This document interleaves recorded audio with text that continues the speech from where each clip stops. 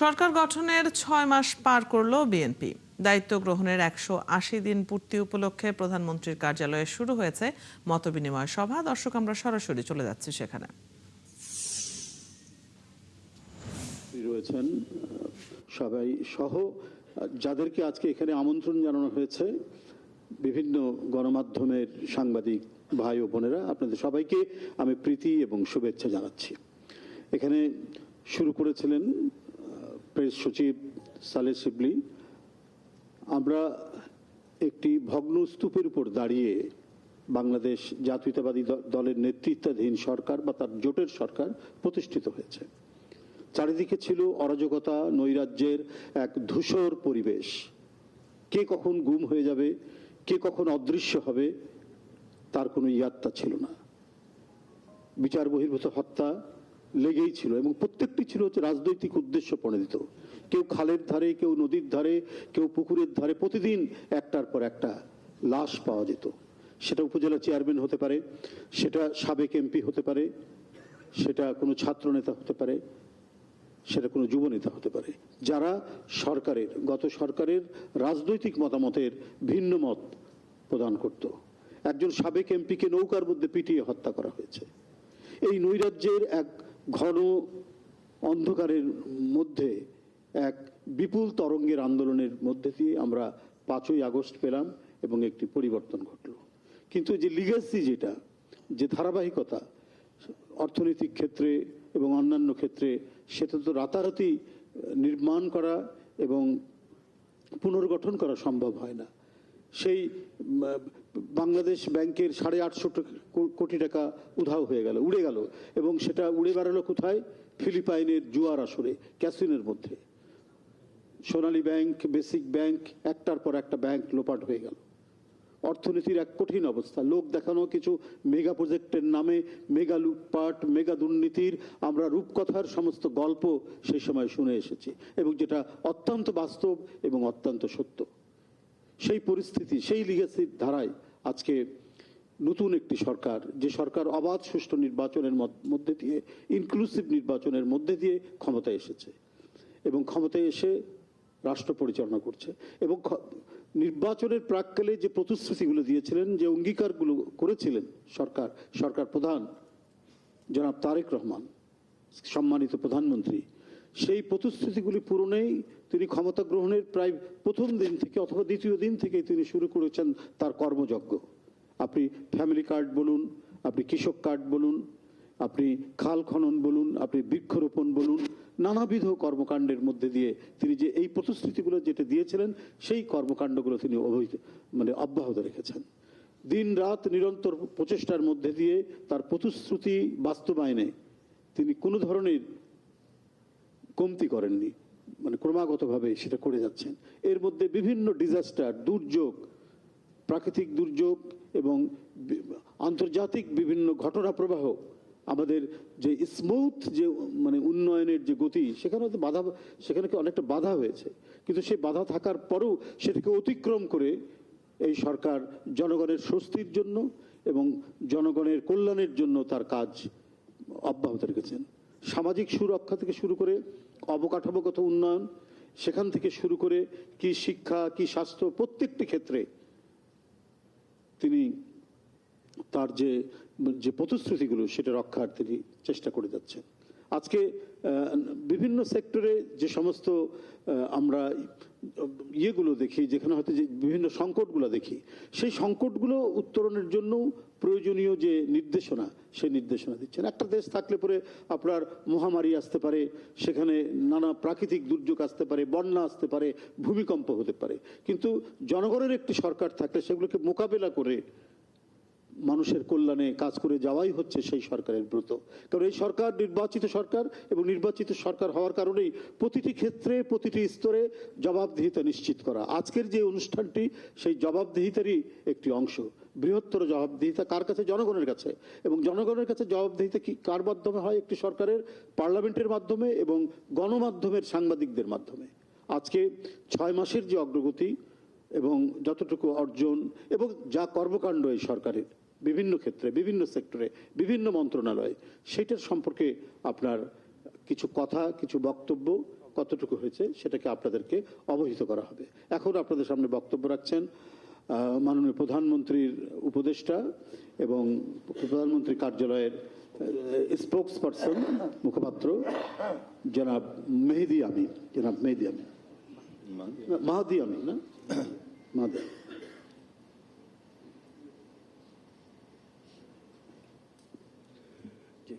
আসসালামু আলাইকুম। উপস্থিত প্রিয় সাংবাদিক ভাই ও বোনেরা, অনেকদিন পর আমরা এখানে আপনাদের সবার সাথে মিলিত হয়েছি। আলহামদুলিল্লাহ আপনারা এসেছেন, অনেক ধন্যবাদ রইল।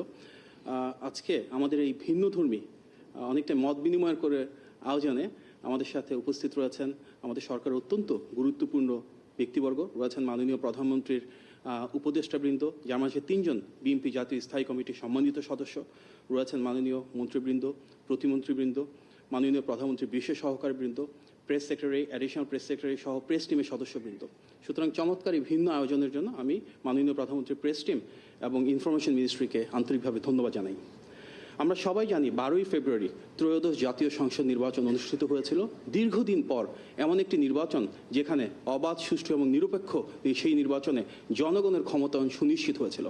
রাষ্ট্র ব্যবস্থায় এমন একটি সরকার আসে যেটি সত্যি জনগণের প্রতিনিধিত্ব করে।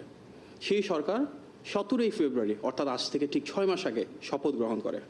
আজকে আমাদের 180 দিন বা 6 মাস পূর্তি উপলক্ষে যে আয়োজন, সেটাই কিন্তু জনগণের প্রতিনিধিত্বমূলক যে সরকার ব্যবস্থা, যেখানে জবাবদিহিতা থাকবে, স্বচ্ছতা থাকবে, দায়বদ্ধতা থাকবে, সেটারই প্রতিফলন। আমরা এই 6 মাসে যেটা দেখেছি, সবচেয়ে বেশি চোখে পড়ার মতন যে জনগণের ভোটে নির্বাচিত সরকারের প্রতি জনগণের রয়েছে অভূতপূর্ব জনসমর্থন। কারণ 2014 সালের বিনা ভোটে নির্বাচন, 18 সালের নিশিরাতে নির্বাচন এবং 24 সালের ডামি ভোটে নির্বাচন পেরিয়ে এই প্রথমবারের মতনই জনগণ নিজেদের পছন্দের প্রার্থীকে, নিজেদের পছন্দের দলকে ভোট দিতে পেরেছে। আর সেই সরকারি রাষ্ট্র পরিচালনা এসেছে যার ক্ষমতার উৎস একমাত্র দেশের মানুষ। জনগণের আর বর্তমানে রাষ্ট্র পরিচালনায় থাকা দল বিএনপির একটি আবেগ, অনুভূতি এবং আকাঙ্ক্ষার যে সম্পর্ক রয়েছে, আমরা সেটা দেখেছি আমাদের বর্তমান মাননীয় প্রধানমন্ত্রী জনাব তারেক রহমানের ঐতিহাসিক স্বদেশ প্রত্যাবর্তনে, যখন জনগণের ঢল নেমেছিল। বিশ্ব ইতিহাসের সবচাইতে বড় সেই স্বদেশ প্রত্যাবর্তনের পর আমরা যখন আমাদের দেশনেত্রী বেগম খালেদা জিয়ার ইন্তেকাল হয়েছিল, তখন দেখেছিলাম ওনার জানাজাতে আরেকবার কিভাবে জনজোয়ার সৃষ্টি হয়েছে, সব শ্রেণী পেশার মানুষ নেমে এসেছিল। এই দলটির প্রতি, নেতৃত্বের প্রতি, আজকে যারা সরকারের দায়িত্বে রয়েছেন তাদের প্রতি জনগণের এই অফুরান ভালোবাসা আমরা দেখেছি নির্বাচনী প্রচারণায়ও, যেখানে মাননীয় প্রধানমন্ত্রী যেখানে গিয়েছিলেন দেশ জুড়ে সেখানে জনস্রোত নেমে এসেছিল।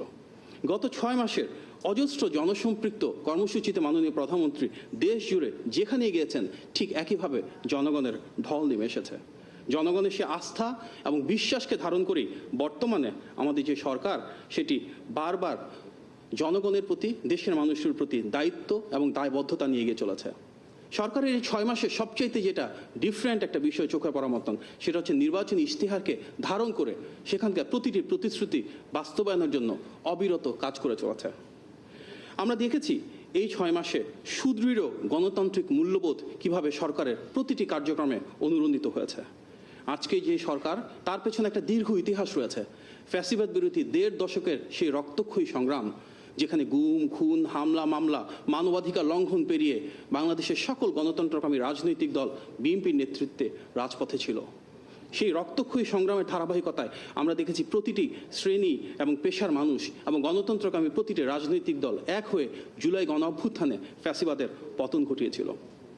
সেই ধারাবাহিকতায় জনমানুষের যেই আকাঙ্ক্ষা, এমন একটি বাংলাদেশ প্রতিষ্ঠা করা যেখানে মানবাধিকার থাকবে, বাক স্বাধীনতা থাকবে, আইনের অনুশাসন থাকবে, আমরা ঠিক সেটিই দেখেছি সরকারের এই কার্যক্রমে। গত 6 মাসে বাক স্বাধীনতা, আইনের অনুশাসন এবং মানবাধিকারের ক্ষেত্রে আমরা সর্বোচ্চ মানদণ্ড স্থাপন দেখেছি, যেখানে একটি বারের জন্য কখনো কোনো রাজনৈতিক নিপীড়ন হয়নি। যেখানে আমরা দেখেছি সর্বোচ্চ বাক স্বাধীনতা, অনেক সময় সেটা সীমা লঙ্ঘন করেছে। আমরা দেখেছি কিভাবে উস্কানি দেওয়া হয়েছে, অশোভন আচরণ করা হয়েছে, কিন্তু তারপরও সরকারের সর্বোচ্চ ধৈর্য এবং সহনশীলতার মাধ্যমে ঠিক যেভাবে শহীদ প্রেসিডেন্ট জিয়া রহমান বহুদলীয় গণতন্ত্র এস্টাবলিশ করেছিলেন, সেটিকেই ধারণ করে এগিয়ে চলেছে জনগণের সরকার। আমরা দেখেছি অত্যন্ত প্রাণবন্ত এবং স্বতঃস্ফূর্ত সংসদ, যেখানে মাননীয় সংসদ সদস্যরা একে অপরের আলোচনা করেছেন, সমালোচনা করেছেন, যৌক্তিকভাবে বিভিন্ন বিষয় উপস্থাপন করেছেন। দেশের ইতিহাসে নজিরবিহীন যে সরকারের গঠনের পর সংসদের প্রথম অধিবেশনে শতাধিক অধ্যাদেশকে আইনে রূপান্তর করা হয়েছে জুলাই গণ অভ্যুত্থানের সেই আকাঙ্ক্ষাকে ধারণ করে। সন্ত্রাস বিরোধী সংশোধিত যে অধ্যাদেশ সেটিকে সংসদে আইনে রূপান্তরের মাধ্যমে সন্ত্রাসী একটি রাজনৈতিক সংগঠন যারা ফ্যাসিবাদ কায়েম করেছিল তাদেরকে প্রাতিষ্ঠানিকভাবে নিষিদ্ধ করা হয়েছে। গণতান্ত্রিক মূল্যবোধের বিকাশের জন্য শিক্ষার্থীদেরকে সংসদে উপস্থিত হওয়ার সুযোগ করে দেওয়া হয়েছে। আমরা দেখেছি জাতির বীরশ্রেষ্ঠ যে সন্তানেরা রয়েছে তাদের নামে সংসদের গ্যালারিগুলোর নামকরণ করা হয়েছে।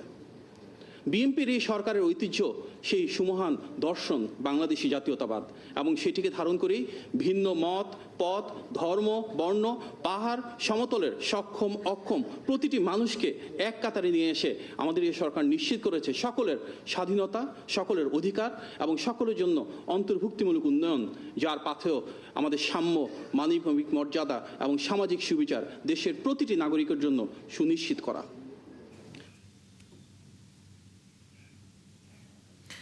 দর্শক, প্রধানমন্ত্রীর কার্যালয়ে মতবিনিময় সভায় এতক্ষণ সরাসরি যুক্ত ছিলাম আমরা। এবারে চলে যেতে চাই রাজধানীর শেরাটন হোটেলে। সেখানে একটি অনুষ্ঠানে এই মুহূর্তে বক্তব্য রাখছেন শিক্ষামন্ত্রী আনম এহসানুল হক মিলন। We all know about it. We recognize the challenge of our responsibility and improvement. But this raises important questions to us. What extent should the wider conditions of our country influence and how we understand the academic quality and students, teachers and researchers? We must understand that problem also. Quality of people, quality of institutions and wider ecosystems. Bangladeshi student researchers perform strongly when they enter internationally competitive environment. We are giving enough visibility and human capital in the global university benchmark. Let me go back to my speech, which one I really want to address to you all. In our education system, we lost a big part. We started initially with 3.5 million student entry in the grade 1 level. And the system lost started. When you go for SSC exam, secondary school exam, there is only 2 million student appears. And finally they cross the bar, approximately 1.2 million. Nearly 40% students drop from this stage. And then we go. রাজধানীর Sheraton হোটেলে একটি অনুষ্ঠানে কথা বলছেন শিক্ষামন্ত্রী। আমরা তখন সরাসরি যুক্ত ছিলাম সেখানে। 6 মাসে সংস্কার ও নাগরিক প্রত্যাশা পূরণে সরকার ব্যর্থ বলে মনে করছে 11 দলীয় ঐক্য। এই মুহূর্তে জ্বালানি সংকট নিয়ে সরকার বেশ বেকায়দায় আছে বলে মনে করছেন বিরোধী জোটের নেতারা। এই সংকট মোকাবেলা করতে না পারা সরকারের বড় ব্যর্থতা বলেও মত তাদের। বিরোধী দলীয় নেতা শফিকুর রহমান বলছেন, এসব কারণে কিছু ভালো কাজ থাকলেও তা মন্দের খাতায় চাপা পড়ে গেছে। শাহিদুজ্জামান সাকিবের প্রতিবেদন। রহমান 24-এর গণঅভ্যুত্থানের 1.5 বছর পর 17 ফেব্রুয়ারি জাতীয় সংসদের দক্ষিণ প্লাজায় শপথ নেয় তারেক রহমানের নেতৃত্বাধীন মন্ত্রিসভা। সরকার প্রধান নিজেই তার মন্ত্রিসভার 180 দিনের কাজের মূল্যায়নের ঘোষণা দেন। সংসদের বিরোধী জোট মনে করে জুলাই সনদ ও গণভোটের আলোকে সংস্কার নিয়ে কোনো কিছু না করা সরকারের গোড়ায় গলদ। সরকার প্রথম দিনই সংবিধান সংস্কার পরিষদের শপথ গ্রহণ করে না, এবং সেই দিন থেকেই সরকার দল এবং বিরোধী দল তাদের মাঝে একটা মতভিন্নতার জায়গা তৈরি হয়। আমরা এই 6 মাস ধরেই সংসদে এবং সংসদের বাইরে বলে আসছি যে সরকারকে যদি ভালো করে ফাংশন করাতে হয় এবং সামনের দিনে যদি আমরা একটা ফেসিবাদী কাঠামো থেকে উত্তরণ করতে চাই, তাহলে অবশ্যই আমাদেরকে সংস্কারের প্রত্যেকটা পয়েন্ট বাস্তবায়ন করতে হবে। এই 6 মাসের সময়কালে নাগরিকের যে প্রত্যাশা ছিল, গণ অভ্যুত্থানের পরে আমরা যেরকম একটা উচ্চাশা রেখেছিলাম একটা নির্বাচিত সরকারের কাছে, সেই প্রত্যাশার জায়গাটা পূরণ করতে তারা একেবারেই ব্যর্থ হচ্ছে এবং কোনোভাবেই তার ধারে কাছেও তারা পৌঁছাতে পারছে না। এদিকে এই 6 মাসে আইন শৃঙ্খলা পরিস্থিতি নিয়েও আছে নানা অভিযোগ। অন্যদিকে জ্বালানি সংকট মোকাবেলা করতে হিমশিম খাচ্ছে সরকার। বিরোধী দলীয় নেতা মনে করেন আইন শৃঙ্খলা পরিস্থিতির উন্নতিতে সরকারকে তেমন মার্কস দেয়া সম্ভব হচ্ছে না। আইন শৃঙ্খলার অবনতি, দ্রব্যমূল্যের ঊর্ধ্বগতি এবং চুরি ছিনতাই যেগুলো চতুর্দিকে শুরু হয়েছে।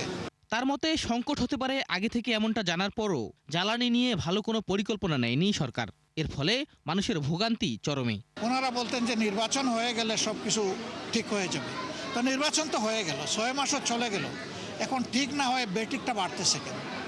কিছু ভালো কাজ যদি হয়েও থাকে, কিন্তু জনজীবনের এই সাফারিংগুলার নিচে এগুলো সব চাপা পড়ে যাচ্ছে। মানুষ নামাজে আসে, আমাকে বলতেছে গ্যাস দেন, গ্যাস নেই, পানি দেন, পানি নাই। বিদ্যুৎ অবশ্য এখানে শহর হওয়ার কারণে কিছুটা ভালো, কিন্তু গ্রামে তো মানুষ একবারে মরে যাওয়ার উপক্রম হয়ে যাচ্ছে। আমরা এগুলা নিয়ে মনে করি যে সংসদে অর্থবহ আলোচনা করা উচিত। তবে সরকারের 6 মাসের সফলতা কিংবা ব্যর্থতার চূড়ান্ত মূল্যায়ন জনগণের উপরই ছেড়ে দিতে চান বিরোধী নেতারা। সরকার কতটুকু সফল বা বিফল এটা জনগণ মূল্যায়ন করবে। শাহেদুজ্জামান সাকিব, ৭১, ঢাকা। ব্যাটারি চালিত রিকশা রেজিস্ট্রেশনের আওতায় আনা হচ্ছে বলে জানিয়েছেন স্থানীয় সরকার প্রতিমন্ত্রী মীর শাহ আলম, যা দেবে সিটি কর্পোরেশন। সেই সাথে এই যান সৌর বিদ্যুতের মাধ্যমে চার্জ দিতে হবে। নিয়ম না মানলে নিবন্ধন দেওয়া হবে না বলে জানিয়েছেন প্রতিমন্ত্রী। সোমবার সচিবালয়ে সাংবাদিকদের প্রশ্নের জবাবে তিনি কথা বলেন। এ সময় প্রতিমন্ত্রী আরও জানান, ঢাকা সিটিতে 8 জোনে আলাদা আলাদা রঙে রিকশা রাখা হচ্ছে। এক জোনের রিকশা অন্য জোনে যেতে পারবে না। পর্যায়ক্রমে অন্যান্য সিটিতে এটি করা হবে। সরকারের 6 মাসে এই মন্ত্রণালয়ে কাজের মূল্যায়ন প্রসঙ্গে প্রশ্নের জবাবে মীর শাহ আলম বলেন, কাজ করার জন্য এটা খুব কম সময়, আরও অনেক কিছু করার আছে। আমরা এই নবায়নযোগ্য জ্বালানি বা রুফটপে সৌর বিদ্যুতের মাধ্যমে সরকারের জাতীয় গ্রিডের বিদ্যুৎকে আমরা সাশ্রয় করার ব্যাপারে গুরুত্বপূর্ণ ভূমিকা রাখার জন্যই আজকে এই মিটিংয়ের আহ্বান করা হয়েছে। যে তারা যে রিচার্জ করবে, এই রিচার্জটি অবশ্যই সৌর বিদ্যুতে হতে হবে, সৌর বিদ্যুতে, এবং সেটা নিশ্চিত করবে সিটি কর্পোরেশন এবং পৌরসভাগুলি।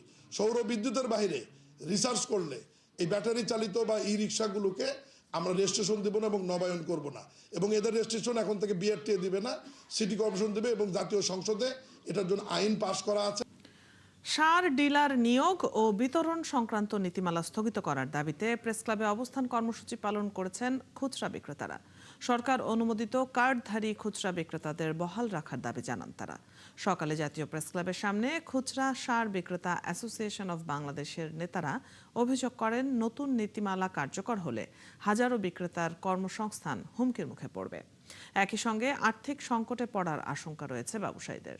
নীতিমালা প্রণয়নের আগে ব্যবসায়ীদের মতামত নেওয়া হয়নি বলেও অভিযোগ তাদের।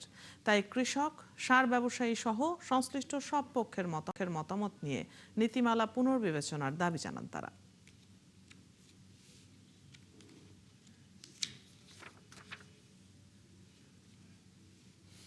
চলছে সংবাদ সংযোগ। সরাসরি সংবাদ ও অনুষ্ঠান দেখতে চোখ রাখুন ৭১-এর ফেসবুক পেজে এবং সাবস্ক্রাইব করুন ৭১-এর ইউটিউব চ্যানেল। থাকুন ৭১-এর সাথে।